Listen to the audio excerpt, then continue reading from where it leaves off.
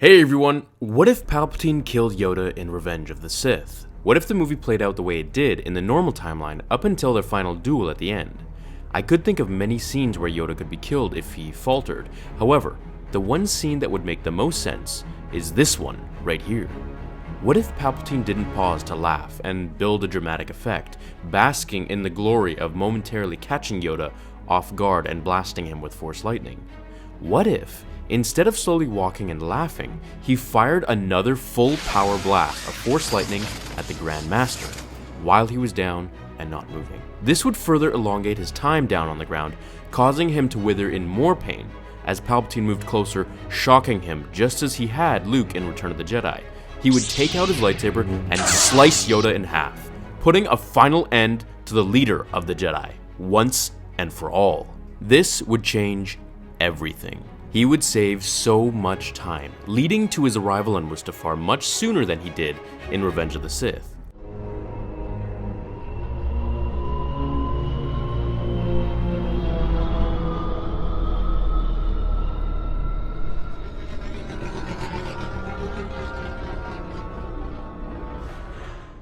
If he even arrived just a few minutes earlier in the original timeline, then he may have been able to save Anakin. As we can see here, he was trying to escape because he knew his apprentice was in danger. That, and the fact that he was probably partially doubtful of Yoda's level of power and if he could really take him on, leading him to say, "You will not stop me. Darth Vader will become more powerful than either of us." Meaning, if he didn't die by any chance through Yoda's hands, then his apprentice would rise to avenge him, killing Yoda. Leaving to Mustafar with time to spare, let's assume, just to be safe, that he arrives a few minutes before Vader was cut in half. So, while he was still on the floating robotic pod over the lava, and Obi-Wan just landed on the high ground. Basically, exactly where he showed up in the movie, however, now just several minutes before the galaxy-altering mistake on Anakin's part. Using his powers to conceal himself, he would show up behind Kenobi as he saw Anakin contemplating on jumping to the high ground. As Anakin jumped, he would fire a massive bolt of Force lightning at Kenobi, stunning him and sending him to the riverbank below, shaking in pain as he looked up to see Palpatine rest his hand on Vader's shoulder, who now landed safely on the dirt hill. Moving to Obi-Wan, Palpatine would summon Vader over, ordering him to kill his master as his test. Enraged with Obi-Wan for turning Padme against him, he would look at him for a brief moment before slicing his torso in half just as he had Darth Maul. Smiling, Palpatine would move up the hill with Vader, taking him to his ship, telling him, "You have done well, Lord Vader." In his deep, raspy voice, Vader would grab Padme's body as she lay on the floor and take her aboard Palpatine's ship.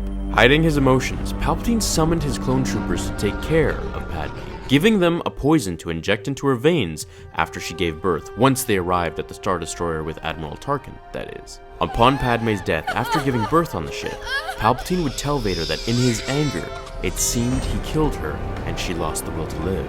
Enraged and ultimately now locked into an eternity of suffering, he pledged his allegiance to the dark side, to the life of pain, and vowed to train his children under his master. Over the next many years, Anakin trained under Palpatine just as the Sith Lord had originally planned, helping Anakin to achieve his full power as Darth Vader. His limbs healthy, strong, and organic, his connection to the Force was now limitless. His two children infused with the teaching of the Sith and the ways of the dark side from infancy, growing to know only hate, pain, and suffering. The two would rain fear and terror over the galaxy in the name of the new Empire, completing the construction of the Death Star like we saw in Rogue One. With the growth of Luke and Leia at the start of Episode 4, the Rebels would take hold of the leaked Death Star plans that Galen Erso left clues of. Vowing to bring down the Empire, the Rebels were adamant on destroying Palpatine, Vader, and the powerful Sith children forever. The Dark Lord would send Luke and Leia to hunt down the Rebels and find the plans for the Death Star that had been leaked. Smarter, younger, and almost as powerful as Vader, the dynamic evil twin duo led a brigade of stormtroopers with them to track down the plans. However, to no avail, yet many dead bodies, they were unsuccessful. The Rebels would enter the Battle of Yavin and attempt to destroy the Death Star with the best crew and fighter squadrons.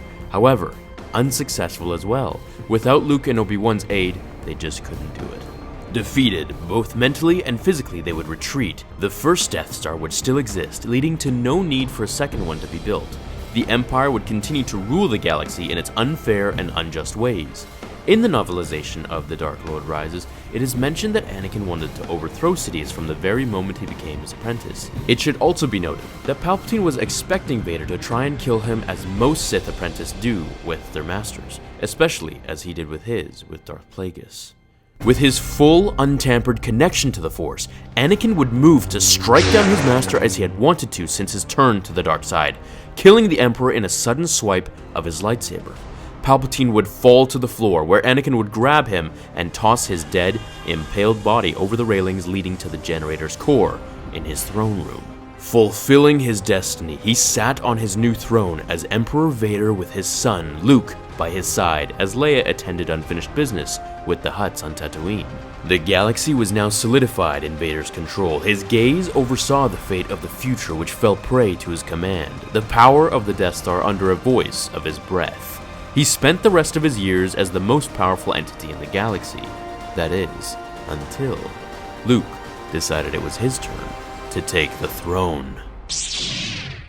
Such a small event can change so many things. It's pretty cool how everything can turn out if one person dies or something does change, something different outside of the original timeline.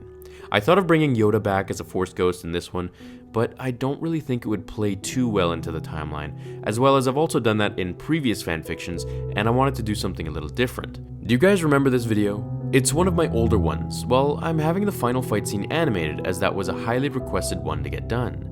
It should be completed in about a month's time, so I'm aiming for February, early February. Production of Darth Vader vs. the Hulk is still underway, and I'm excited to show you more about it as we near its completion in about 3 to 4 weeks. Thank you for watching this episode, everyone, and stay tuned for the reveal of the lightsaber winner on the Facebook page in the next few days. I hope you're all having a great day or night wherever you are watching this in the galaxy, and I'll see you all in the next episode of the Star Wars Theory. Take care, my fellow Jedi and Sith friends, and remember, The Force will be with you always.